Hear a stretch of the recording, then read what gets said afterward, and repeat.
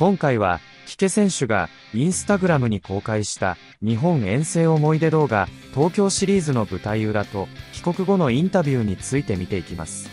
それでは、行ってみましょう。ドジャースのお祭り男でも知られ、キケの愛称で日本でも大人気のエンリケ・ヘルナンデス選手が、25日、現地時間24日に自身のインスタグラムで東京開幕シリーズの思い出ビデオを公開。キケ選手は東京遠征中に自らビデオを回していたことでも話題になっていました。この動画には映画制作者にもなった東京シリーズの舞台裏との記載も。また、この投稿には同僚のミゲル・ロハス選手も反応していました。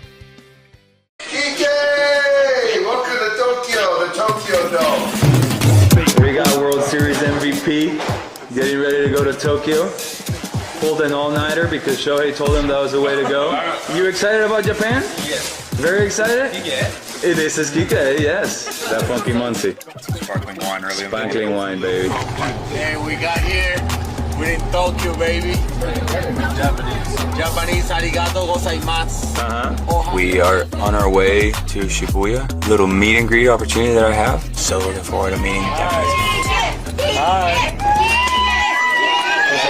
I almost peed my pants. No way. 2020. I'm glad you didn't pee your pants, man.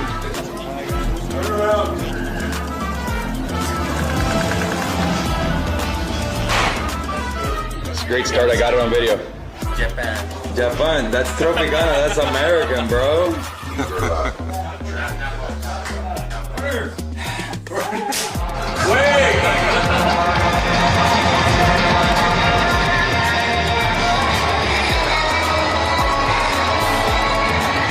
So we are walking through a private entrance. Penelope! Saluda!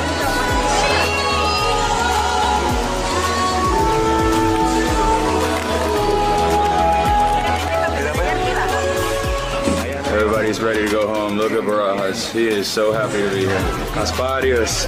First opening day, baby. How you feeling? Feel great. Feel great. Especially when you throw 99, of course. Dodgers. Oh, Commissioner Manfred. How we doing, man? Last game.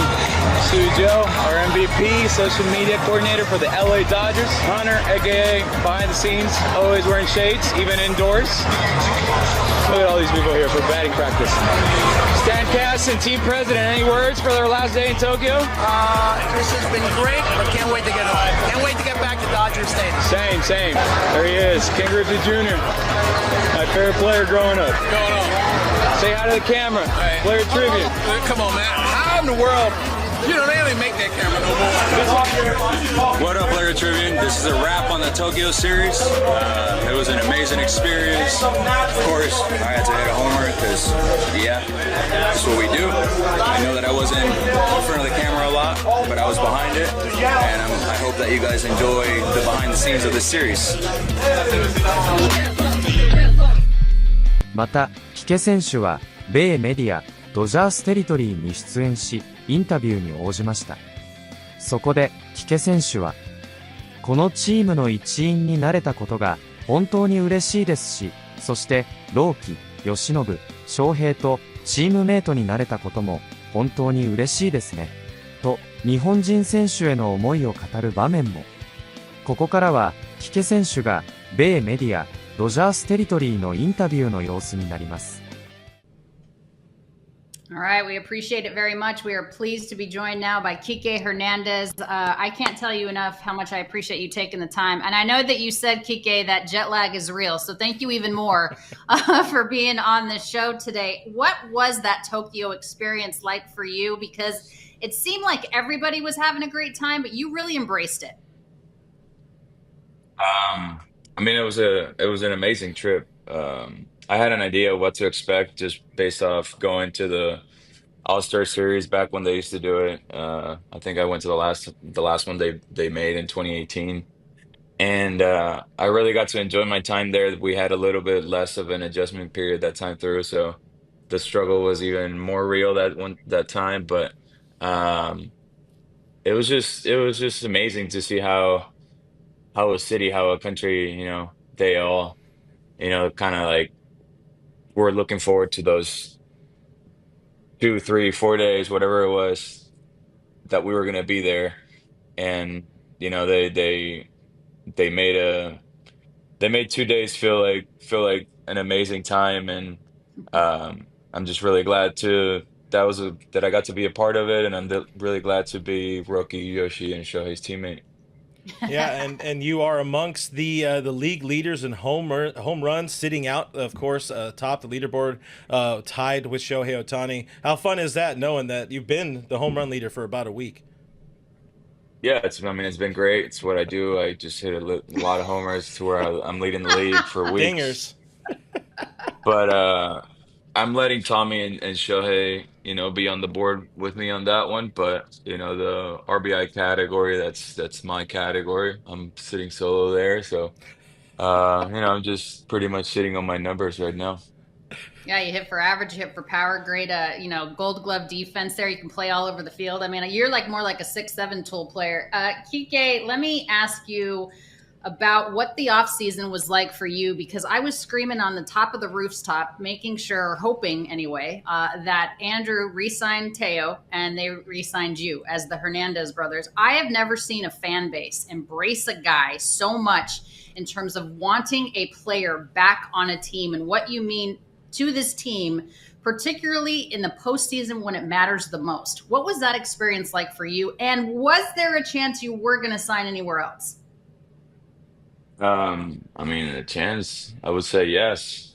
I was just waiting and waiting. There was nothing really going on until the last day or two there that, it felt like we started getting a little more action. But by that time, it was a little late because the Dodgers came in and obviously said we're pretty full roster-wise. We want you back, but of course, we understand you got to do what's best for you and your family.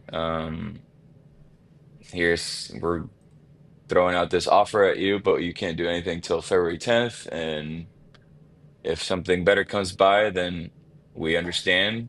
But that better never came by. It wasn't necessarily I wanted to go back so desperately that I was going to say no to everybody else. There was just really nobody else. So I guess it was a good spot to be at, where I get to come back to the Dodgers and get to defend the title and get in front of the home crowd that, like you said, rallied troops behind me and try to do everything they could in their power to bring me back. And I just want to say that was very, very well felt.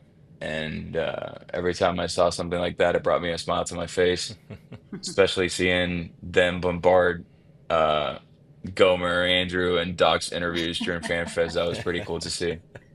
Yeah, I was one of those guys that was pretty loudly championing to bring you back, because at some point you find a formula, you find a recipe that works really good. If we're talking earlier, Alana, about making caldo to help Mookie feel better and the Vicks and everything else, you find a recipe and you keep making that recipe. But it turns out when you have Kike Hernandez in the recipe, you go out there and you win World Series. At least last year, definitely in 20, the last time you were here.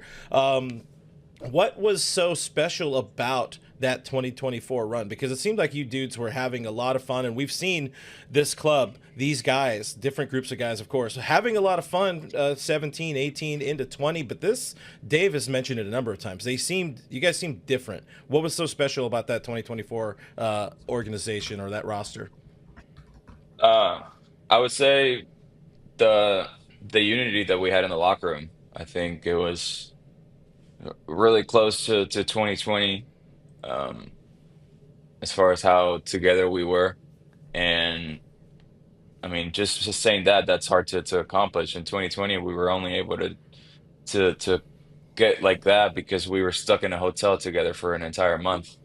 And this time through, you're flying, we were busing to San Diego, and then we're flying across the country twice to go to New York. And obviously, it's the biggest games of the year, so everybody's got pretty much their entire families with them. And for us to, to decide, we get it, our families are with us, but, we only have to do this for one more month, whatever it is it's going to take in order for us to win the World Series. We're just going to, sacrifice a little bit more the little time that we have left.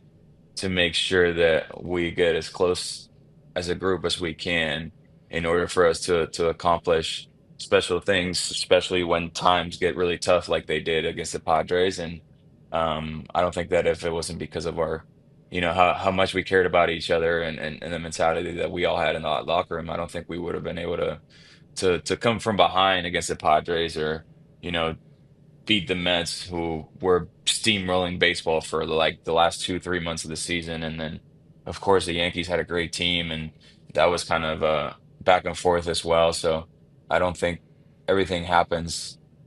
Everything happens if we weren't the way that we were inside closed doors. Yeah, you guys absolutely bought in, every single one of you on the roster. We had Andrew Friedman on the program a couple of weeks after you guys won the World Series, and he said something to me that was interesting because I was with you guys in 2020 and obviously at the beginning of the Andrew Friedman era, and he said, who would have thought that the guy in a banana suit would have turned out to be one of the best leaders on this team, and really taking over a leadership role? How do you think you've evolved into that guy? I don't think one guy has to do with the other. I think you can be both if you understand your role. I mean, I understand that, you know, yeah, my role requires me to play 7 different positions, but it also requires to be that energy guy in the locker room, that, that guy that keeps things loose, the guy that, makes a tough day end with a laugh or whatever it is, but that doesn't take away from the fact that I can go out of my way to help guys when they're in need of help. As far as, this game teaches you a lot with experience, and I've been blessed to be a part of 9 postseason runs, and um every single postseason teaches you so much, and it teaches you things that you only acquire by living in it. So there's things that you can make sure that certain players don't have to go through or live through for them to learn from it.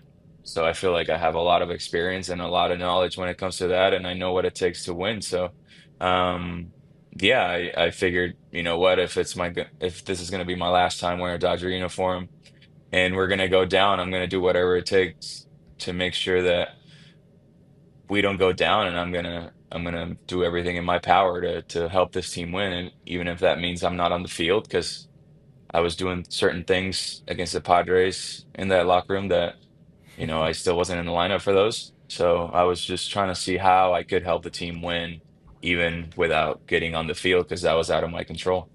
All right, what do you do? Hang on a second. That's a question that begs an answer to. What were you doing against the Padres when you weren't in the lineup? Tell me more about that role. I mean, there's certain things that are what happens in the locker room stays in the locker room, right?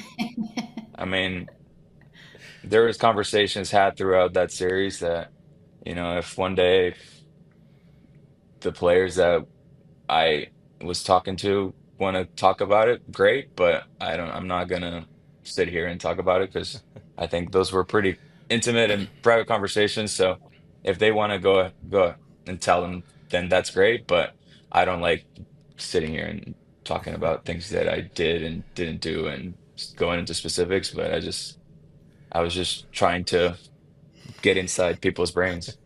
Hey, you got a lot of good wood on a Darvish. I think fastball, curveball, whatever it was. The important thing is ball went really, really far in that series, and that's when you oh God, just feeling that as a fan, that weight off of our chest. Like, hey, we're gonna get out of the DS again. This is a chance. This is a really, really good ball club.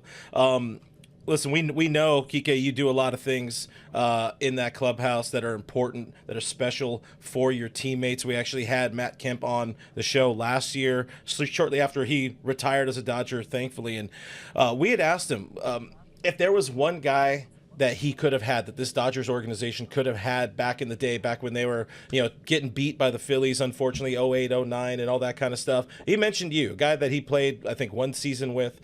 He said if we had Kike in that lineup, you taught him how to make baseball fun again. What does something like that mean to you, and how much have you kind of heard that from different players that you've suited up with along the way? I mean, it's I got a little bit of chills going. I saw that interview when it happened, or after it came out. Um, I love Matt. We built a special bond in the short period of time we were teammates. We had a pretty special year, him getting to come back to the Dodgers and, finally getting to go over the hump and win the National League and go to the World Series. Of course, we got mollywopped by a juggernaut in the Red Sox that year, but for us to see Matt, play all those years here, be the face of the franchise, and then leave and come back and take Chris Sale deep in Game 1 of the World Series. That was a pretty cool moment out of that series. Um, but yeah, I mean that those type of comments they mean the world to you because for us as baseball players, we know what a baseball player can do on the field. Sometimes you don't necessarily know how good a player is till you get to play with that guy and you get to see that guy for 162 games. But if I'm being real, when you ask guys around the league, how is so and so, well, you never ask him about how he's on the field. You always ask how he's as a teammate, how he's in the locker room. And, to have guys with the type of careers that Matt Kemp had, speak that highly of me, that I mean that is a true honor, and those are the things that you take with you when they take the game away from you because you can't play the game, but you're still being that person that people are asking about how you are. So, I mean that all means the world to me. He literally said you were the aura, and he missed the Kike Hernandez aura, such an important element of being in the clubhouse. And the last time the Dodgers got their World Series rings, Kike, you were a member of the Boston Red Sox. This time, you will be home with the Los Angeles Dodgers to get your rings. What do you anticipate that ceremony being like? As a member of the team that just won the World Series, you guys are back again, trying to run it back. You have the same amazing core for the most part. But you also have some young blood in there that hasn't won one yet. So it's a good infusion of a 26-man roster. What do you think that moment will be like for you? I mean, the only way I can answer it is special because I honestly have no idea what to expect. I have no clue. I don't know what the last one looked like, so I have no idea what this thing is going to look like. I'm really, really looking forward to it. And I mean, the guys are all excited. The guys that didn't win it last year are claiming to not be excited, but I'm sure it's going to add a little bit to the fuel in their fire. Um, I've given Kirby. I work out with Kirby in the off season. We've been working out for a couple of off seasons now, and I always given him a hard time. When he was starting to talk to the Dodgers, and it became public that the Dodgers were interested. I was like, "Oh, you're about to wear your third gold jersey in your career. We got to get you a ring this time." And for him to be part of his third gold jersey club and not actually get a ring, I'm pretty sure that adds a lot to it. We got a guy in Tanner Scott that's a fiery competitor that wants to win as badly as anybody. Of course, Blake Snell, he's been able to almost taste it when unfortunately he ran through the best team in baseball in the Dodgers in 2020. But we have a lot of guys that, a lot of pros that were added to this locker room that are very hungry to win their first, and that's exactly what we need because we're hungry for more. So when you got people that are hungry for more, who've already tasted it and can't have enough of it, and then you got people that want a part of it because they've never been a part of it, that is a perfect combination. So of course, we got a good thing going on, and hopefully we can stay healthy and do our thing on the field. Yeah, I want to shift gears a little bit because last year the season probably didn't start for you statistically the way you wanted, and then a new character was born. We call him Glasses Kike online. What was, I know you've talked about it, but some fans here in our live chat want to know more about what was that biggest difference and how important is it to actually be able to see the goddamn baseball, to be able to hit the goddamn baseball? Yeah, no, definitely.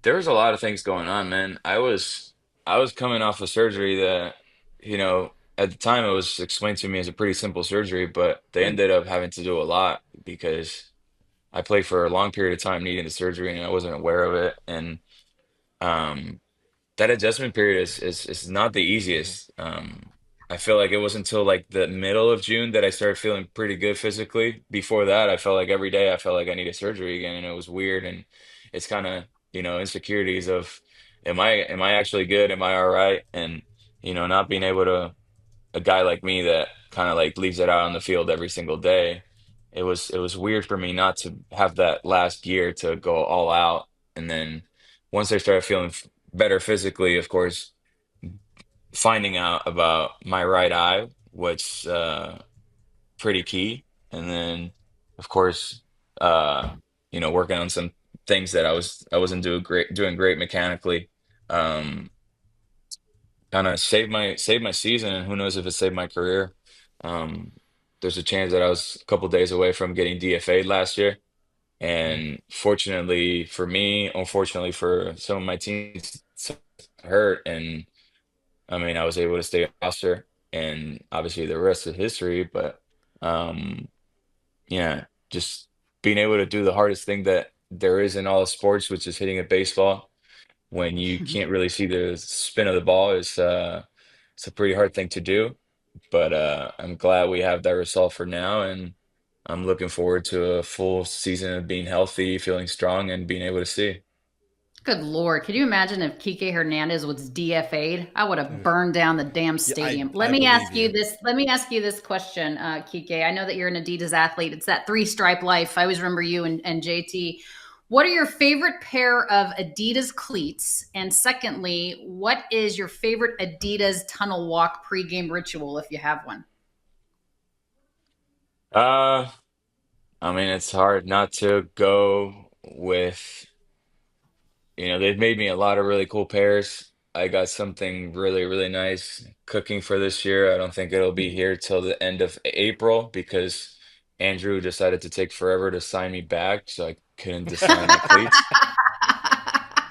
But I would say my PEs from 2023, the mint color ones, those are by far the ones that have given me the most compliments, and a lot of people on Instagram reaching out, commenting on the posts, wanting to buy the cleat for the kid and things like that. And unfortunately, they can't because I'm the only one. They only made it for me, and um, I'm just a guy that dresses in a banana suit for the Dodgers, so they wouldn't put it in the market.